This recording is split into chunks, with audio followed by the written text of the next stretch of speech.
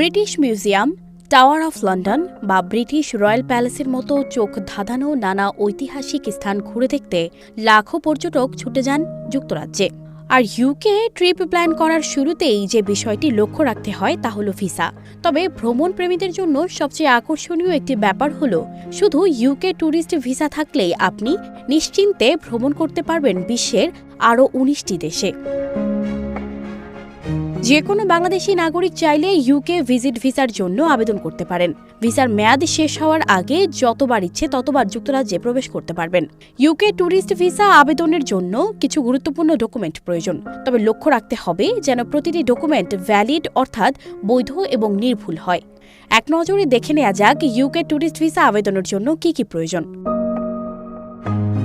কেউ UK multiple ভিসার জন্য আবেদন করতে চাইলে প্রথমেই বৈধ পাসপোর্ট লাগবে, অন্তত ৬ মাস মেয়াদ থাকতে হবে।